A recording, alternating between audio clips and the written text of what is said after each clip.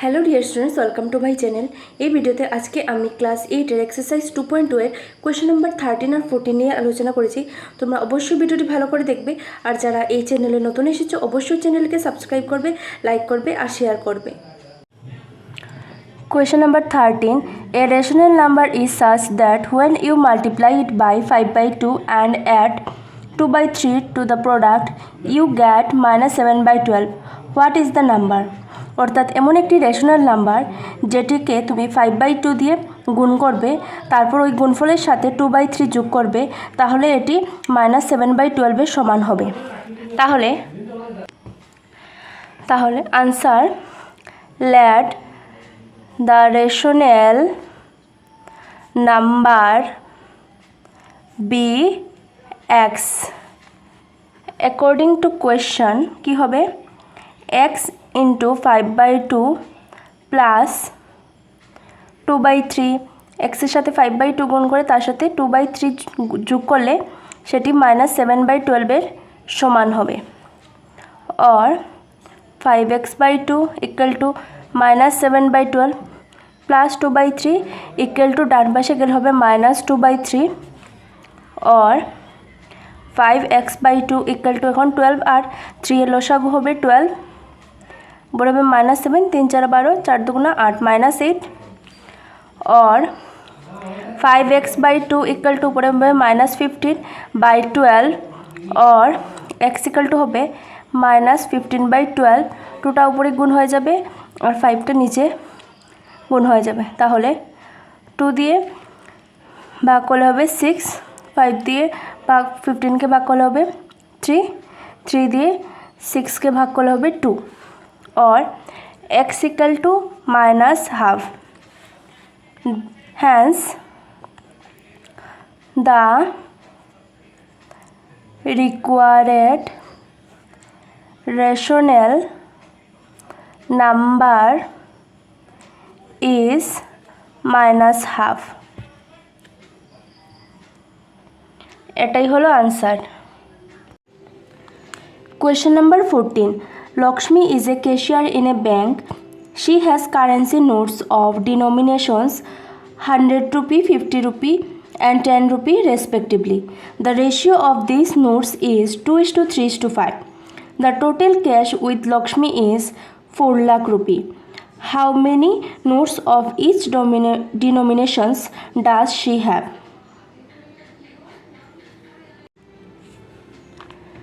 তাহলে কোয়েশনে কি বলেছে, লক্ষ্মী একজন ব্যাংকের ক্যাশিয়ার। লক্ষ্মীর কাছে 100 টাকা, 50 টাকা আর 10 টাকার নোট আছে, আর নোটের সংখ্যার অনুপাত 2:3:5 দেওয়া আছে।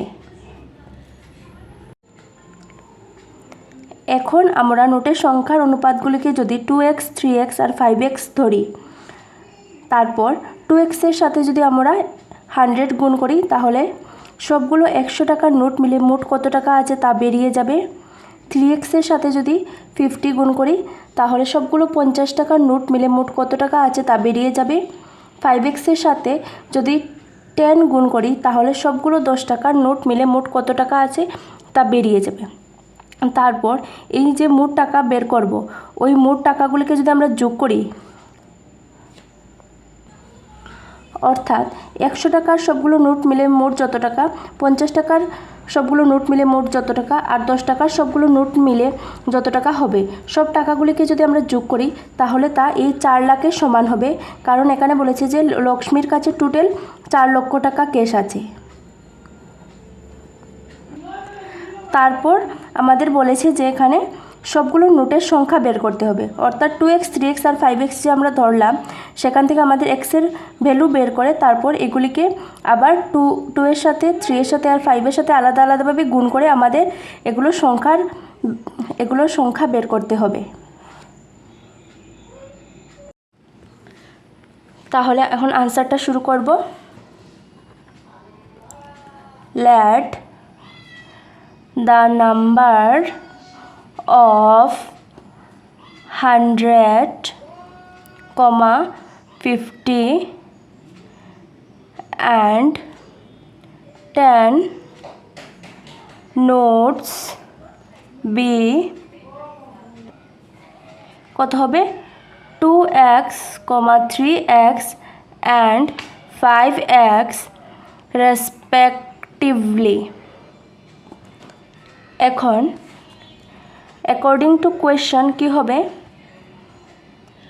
2x এর সাথে 100 মাল্টিপ্লাই হবে, 100 into 2x plus 3x into 50 plus 5x into 10 equal to কত 4 lakh.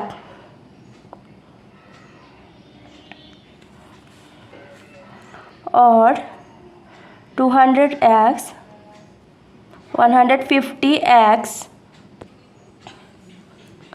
Plus 50x equal to 4 lakh और 400x इक्वल टू 4 लाख। এই তিনটি নাম্বার যোগ করলে হবে 400x और x equal to 4 lakh divide 400, এইটা দিয়ে এটাকে ভাগ করলে কত হবে, কত থাকবে 1000 और x इक्वल टू 1000। তাহলে hence the required number of notes of 100 notes equal to কত হবে 2 into 1000 equal to 2000। 50 notes 50 rupee notes equal to কত হবে 3 into 1000 equal to 3000।